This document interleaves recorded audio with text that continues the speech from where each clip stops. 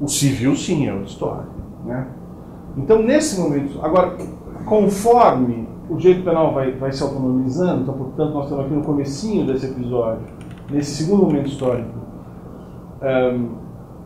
dos casos reais, via reflexa, as primeiras legislações começam a excluir a possibilidade de responsabilização.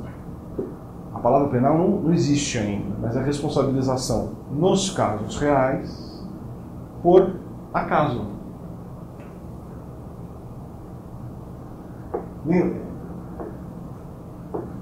As coisas do direito civil, a força maior, já não me lembro mais, tem caso fortuito, vis maior, essas coisas todas.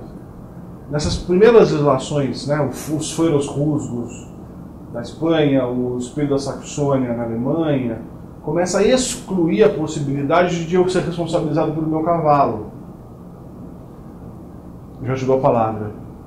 E olha só o passo seguinte disso. Por quê?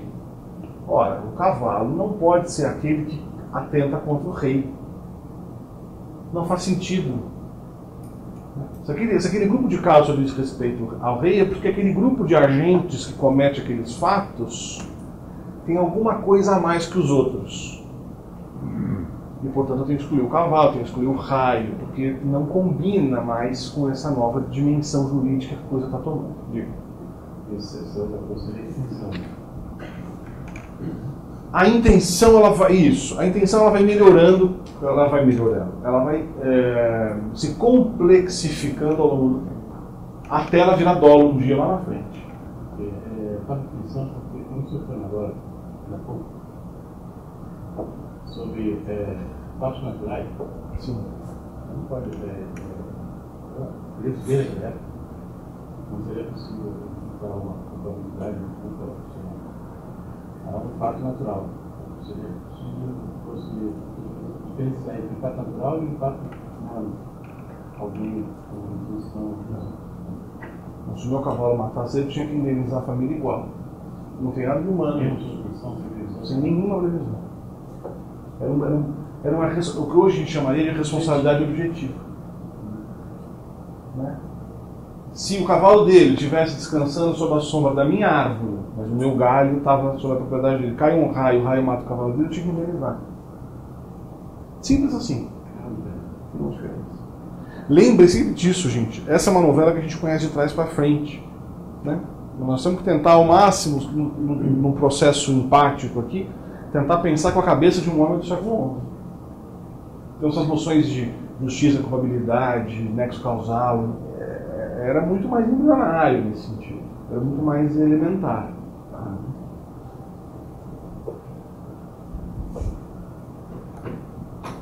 Mas a história caminha. Os casos reais vão crescendo, o poder do rei vai se autonomizando, até que lá pelas tantas, a gente sabe disso, o rei consegue, finalmente, se estabelecer como soberano, né, organizar um Estado nacional. Né, se as minhas lições de história estiverem atualizadas, o primeiro é Portugal, do século XV. A dinâmica, o motor econômico social mudou. Como é que se ganha dinheiro agora? Como é que se acumula recursos no século XV? Então, nós somos um exemplo gritante disso. Metais, as grandes navegações, trocas. Agora a burguesia conseguiu criar um Estado Nacional com uma moeda única, ou pelo menos dentro de um mesmo Estado uma única moeda que permitisse o comércio, etc. e tal. Aí pronto, chegaram aqui, levaram... Né? Quem vai a Coimbra ouve muito, o sujeito fala com boa vontade, mas você fica mordido da vida, né? Tem a biblioteca belíssima lá, na Universidade de Coimbra, acho que Joanina, se não estou enganado, quem conhece lá? Acho que é Joanina, é homenagem toda de pau-brasil, toda de ouro, né? E aí o guia sempre fala muito orgulhoso, olha, do Brasil, aí você pensa em silêncio, que vocês pilharam da gente para fazer essa belíssima biblioteca. Onde até hoje moram os morceguinhos, vocês sabem disso. Os portugueses desenvolveram um sistema muito inteligente de controle Qual que é o maior inimigo de um livro antigo? Traça, não? Então o sistema imaginado pelos portugueses, entre as prateleiras de livros da parede, tem um vão de propósito, onde moram os morcegos comem as traças.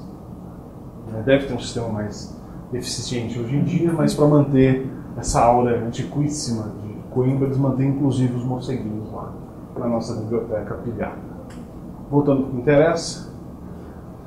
Bom, você tem meios mais eficazes de acúmulo de riqueza, né? Você tem meios...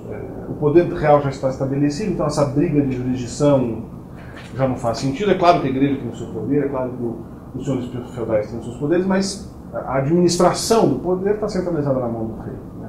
Da justiça. Mas o direito penal vem a calhar. Ou melhor, a possibilidade de exercer a violência estatal, vamos dizer assim, para evitar a palavra penal, vem a calhar para o projeto do rei. De que forma? Ele já não serve mais para ganhar dinheiro, ou não de maneira importante. Mas para que serve você ter polícia, juiz, prisão à sua disposição? Controle social. Manutenção do poder. Manutenção do poder. Até porque, onde antes o rei era apenas um terceiro lesado na relação jurídica ali, né? Quando o rei passa a ser, né? O que confere poder ao rei? Por que o rei pode ser o primus inter pares? Quem quis que o rei fosse tão importante assim? O povo? Vamos tentar lembrar das lições de TGE. Tem TGE aqui, não? Não, mas talvez nas primeiras lições de constitucional isso deva aparecer. Lições jurídicas.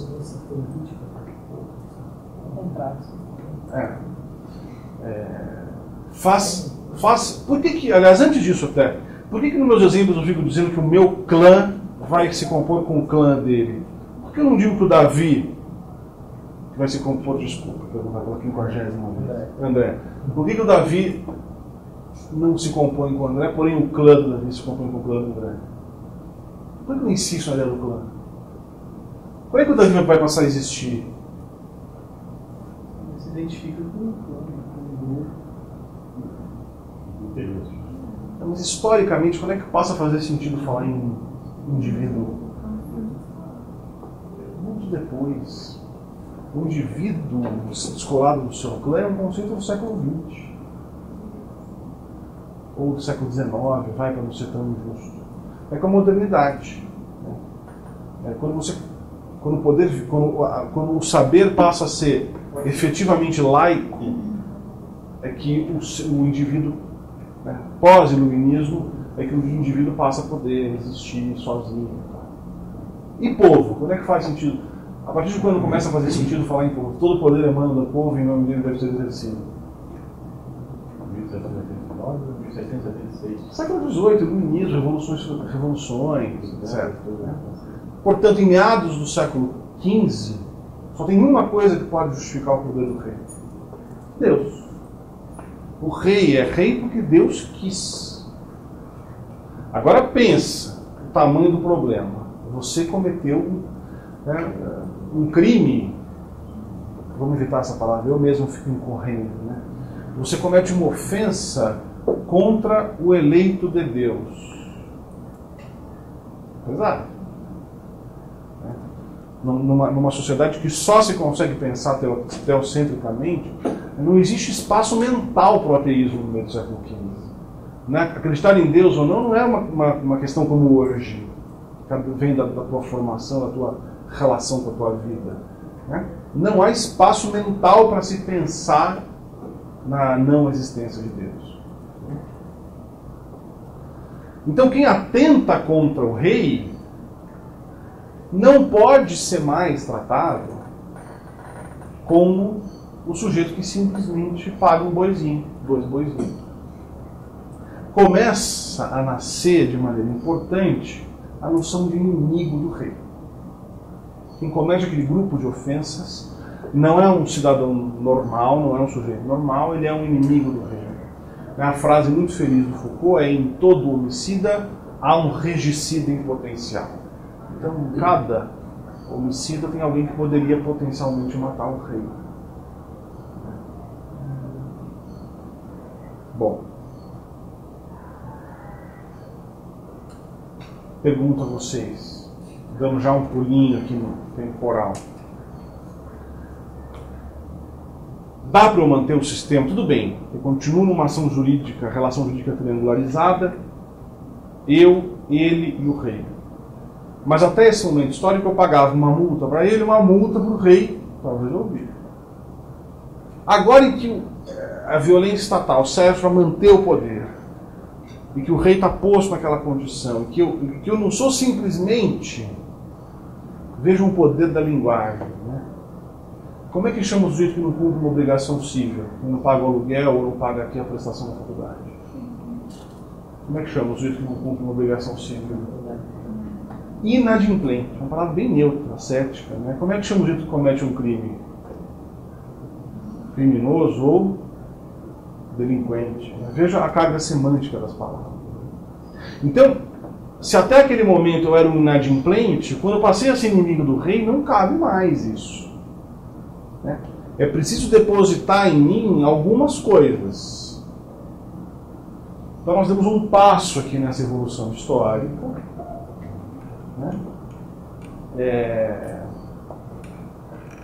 Vou começar aqui por baixo. Em que eu começo a falar em atos voluntários. Eu começo a falar em uma vontade má. Uma vontade má. Eu vou beber no direito canônico nessa hora. Eu vou lá para Santo Agostinho, vou para Santo Tomás de Aquino, né? Os filósofos da religião que falam do sujeito que escolhe pecar contra Deus. A axio voluntária no sentido de livre, desejada pelo sujeito. Né? Então você percebe como vai crescendo essa ideia de responsabilidade subjetiva. Primeiro eu tiro o acaso, agora eu separo uma vontade má, uma vontade ruim, diferente da vontade de quem não paga uma dívida. Esse é um mero inadimplente. Agora esse outro não, o que mata tem uma vontade ruim dentro. Ora, o inimigo que tem uma vontade ruim dentro dele, tudo, eu não consigo mais apagar o incêndio dessa relação jurídica com uma multa. Então, vamos ler aqui o Hobbes, por exemplo.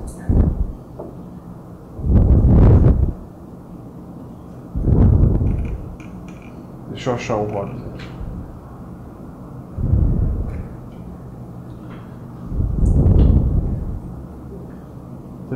Talvez. Aqui. No Leviatã, né? Hobbes diz assim. O Leviatã eu já estou no século XVI, tá? Ele fala assim: se a lei impõe pagar uma certa soma, dinheiro, portanto, a quem cometeu um delito, o delito aqui tem que ser lido infração. Ele não está falando de crime, não faz sentido não falar em crime. Isso é apenas, esse não aqui está errado. Isso é apenas a satisfação destinada a reparar o mal que ele cometeu. Esse pagamento extingue a acusação da vítima, mas não o crime do ofensor. Veja que interessante. É aqui que o Foucault diz que nasce o conceito de infração penal. Na minha ação, traz embutida uma infra-ação, uma subação. Eu te ofendo, mas na minha infra-ação eu ofendo o rei. E aí ele segue. Mais do que isso, não pode, agora sou eu dizendo, mais do que isso, não pode o mal infligido ser menor do que a vantagem advinda do crime. Aspas de novo. Esse mal não se enquadra na definição de castigo, dado que é da natureza do castigo ter por fim o de dispor os homens a obedecer à lei.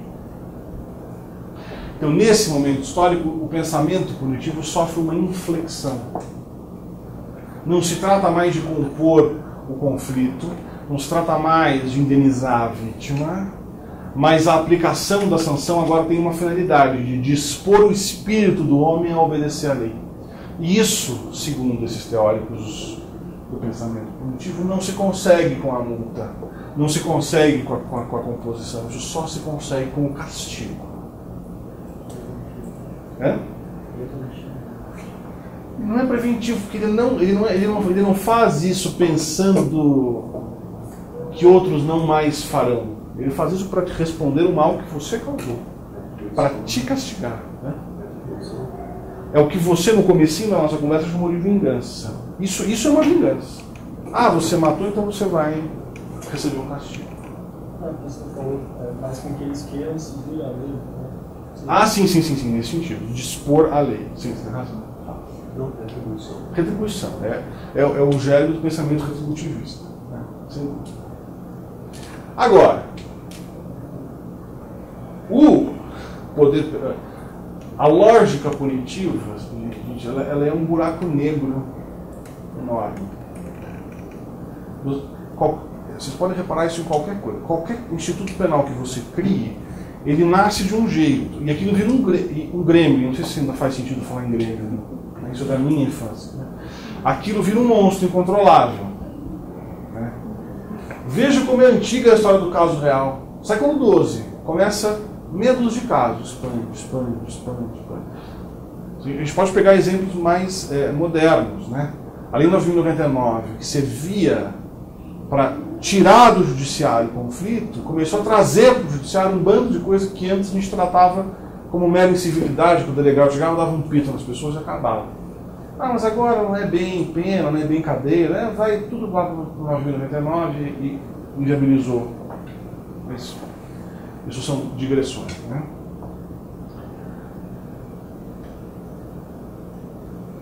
Mas eu pergunto a vocês, né? O rei, tendo esse instrumento poderoso na mão dele, de aplicar castigo em praça pública, para mostrar a exemplaridade daquilo, para mostrar como ele manda, como ele pode.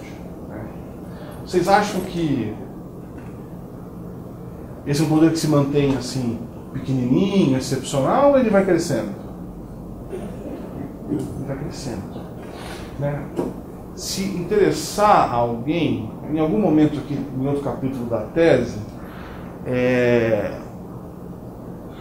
esqueci o nome do experimento agora, mas testaram com estudantes universitários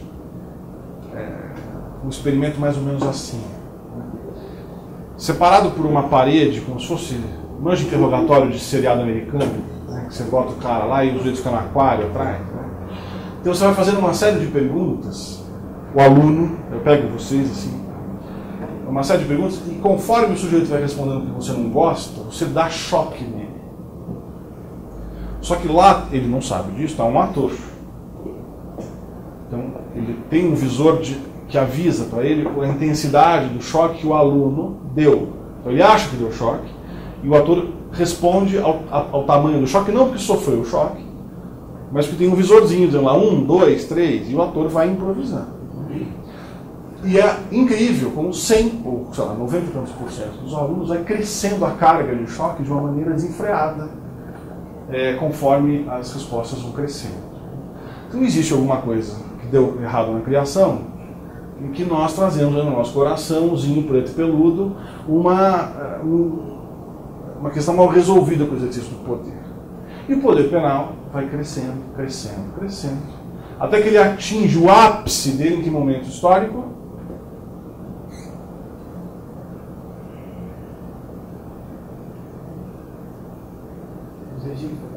Os regimes totalitários. Veja, por exemplo, em quem você pensou em regime totalitário? Quem eu pensei? Pensei nos clássicos, no Soviético. Não, então, antes disso, nós estamos falando do... acho que tem uma palavra histórica que está me fugindo. Exatamente, os regimes absolutistas. O ancien regime, como se fala nas aulas de história. Né? Exatamente, vamos dizer depois. O absolutismo Então, eu vou dar um exemplo para vocês. E por que ele é tão simbólico? Né? Porque o iluminismo vai ser uma resposta a esse nível absoluto de violência que o Estado atinge com esse regime. Né? Quem for pegar os direitos das penas do Beccaria e for ler o prefácio, o Beccaria diz que ele está escrevendo um opúsculo em reação a um direito asinino, direito de asnos, feito na França, etc. Então é uma reação explícita a um exercício desmesurado de poder. Então eu vou contar o que aconteceu para vocês com um serviçal do rei Luís XV, que ao servir a refeição, vocês devem ter lido isso, mas vamos lá. Como vocês estão fazendo cara de surpresos com uma série de coisas que eu estou falando, acho que nem todo mundo leu o texto. Então vamos lá. O sujeito foi servir o rei com uma faca de refeição e cortou o rei. Qual é o nome desse delito hoje? Lesão corporal? O quê? Acho que menos do que leve, culposa, possivelmente, né? Porque ele fez ali descuidadamente. Então o que aconteceu com esse sujeito? Né? Na praça de Grève, sobre um cadafalso, ele foi torturado nas mamas, braços, coxas e pernas. Sua mão direita foi queimada com fogo de enxofre e jogaram sobre os locais já previamente torturados chumbo fundido, óleo fervente, resina abrasiva, cera e enxofre fundidos, e em seguida seu corpo foi separado e desmembrado por 4 cavalos. Quem conta isso é o Foucault, do Vigiar e Punir. Por uma lesão corporal leve, por mais que alguém possa falar que foi contra o rei, mas o exercício do poder punitivo atingiu raias absolutamente desproporcionais, etc. Então, onde eu queria chegar até esse momento da nossa conversa? O direito penal não existe na natureza. Ele não existe per se. Né? Ele não foi criado no 8º dia por Deus. O direito penal surgiu dentro de uma pauta política econômica e depois principalmente política, como um instrumento de dominação, de docilização dos corpos, Foucault, ou de submissão, numa linha mais hobbesiana, então de disposição do homem à lei.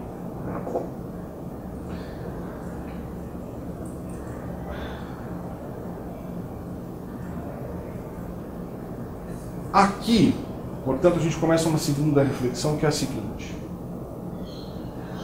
O direito penal, diz o Zaffaroni, a palavra, o conceito, a expressão do direito penal designa 3 coisas diferentes. Ela designa algo que se espera do direito penal, portanto, o plano ideal. Quando na primeira aula de penal o professor fala assim, olha, os princípios que regem o direito penal são fragmentariedade, intervenção mínima. O direito penal brasileiro é fragmentário? Vige realmente a intervenção mínima no Brasil? Em absoluto, muito pelo contrário. Ah, então o professor falou uma super bobagem no Poder Judicial. Não, o professor falou como o direito penal deve ser. Qual que é o desejo da comunidade acadêmica em relação ao direito penal. O que já nos remete, portanto, ao segundo registro do direito penal. Então, quando você está com uma turma mais avançada, que já conhece mais o direito penal, o professor chega e fala, não, porque o direito penal brasileiro é extremado, muito punitivo, etc. Aí veja que o professor já está usando o direito penal no segundo registro. O direito penal como produção legislativa, como ele de fato é engendrado em um determinado local. Existe um terceiro registro, o registro mais cru do direito penal, que é como o direito penal é exercido, efetivamente. Então, se eu disser para vocês, não existe pena de morte no Brasil, é mentira. É mentira porque a gente sabe que as polícias dos diversos estados executam sumariamente pessoas. Então, existe pena de morte no Brasil, se nós chamarmos o direito penal como aquilo que o direito penal efetivamente exercita. Então, usando essa tricotomia zaffaroniana, o que acontecia? Como a gente poderia dizer? O direito penal como poder, como fenômeno, não só existia, como era um monstro, ele era enorme. O direito penal como ideia, ele estava engatinhando. Mas quem é que escreveu a certidão de nascimento do direito penal?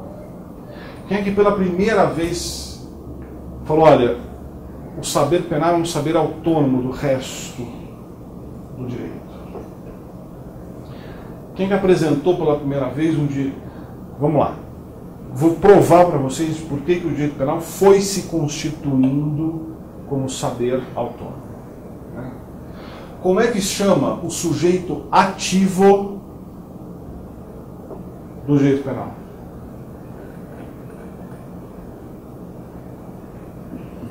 Como é que é o sujeito ativo?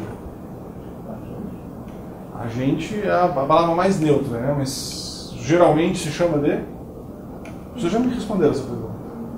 Criminoso, delinquente. Quem é o sujeito passivo que só o direito penal tem? A vítima é o sujeito passivo direto, mas o que os manuais dizem? A vítima de roubo pode perdoar o roubador e tudo bem? Não, por que não? Porque quem é que foi ofendido indiretamente com todos os crimes? O Estado, a sociedade. Então só o direito penal tem essa vítima secundária importante. Né?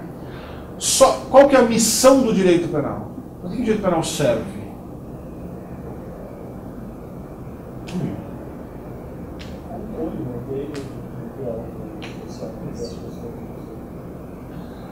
Punir, manter a ordem, mas existe os manuais dizem que o direito penal serve para uma coisa mais bonita. Proteger bens jurídicos. Certo? Só o direito penal, de todos os ramos do direito, só o penal tem a função de proteger alguma coisa. Os outros ramos do direito regulam as relações privadas, a relação do indivíduo com o Estado, né, a forma como as atividades econômicas vão gerar riqueza para o bem comum, então, que é o tributário, depois o financeiro desconexo é devolvido e administrado, mas proteger só o direito penal tem essa função. Nós temos uma infração própria, né? que é o delito, que é o crime. E o delito tem uma característica, tem um componente que nenhuma outra infração tem. Qual é? Aliás, dois até. O que o crime tem que nenhuma outra infração civil, administrativa, trabalhista, tributária tem?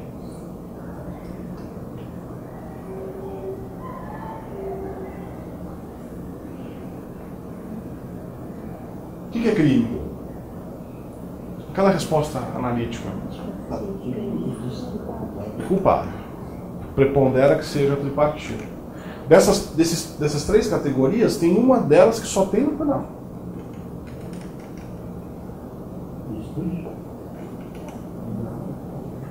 Culpabilidade. É só no direito penal que eu me pergunto se o sujeito era reprovável ou não pela sua ação. É o único ramo do direito que está interessado em olhar para o sujeito para reprovar a sua conduta. O direito civil não está nem aí se você pagou porque não tinha fundo, né, ou porque você acha mais barato investir o dinheiro do condomínio e pagar a cada 3 anos quando acionado pela administradora. Ninguém faz essa pergunta no civil. Dane se você não pagou. Você não pagou, você deve a multa, calcula, executa, acabou. Não tem juízo valorativo, se isso é bom ou mal. Isso é uma intelecção tipicamente do penal. E nós temos uma sanção própria, que é a pena privativa de liberdade. Certo? Então, o direito penal, ele se pretende diferente e separado de todos os ramos do direito. E quem foi o primeiro a escrever que o direito penal é assim? Foi o Beccaria. Foi o Beccaria nos Delitos das Penas.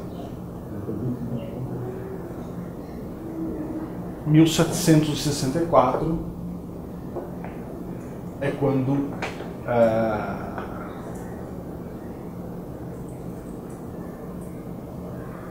o direito penal é apresentado pela primeira vez, pronto e acabado, digamos assim. E desde então nós nunca mais conseguimos romper com essa lógica.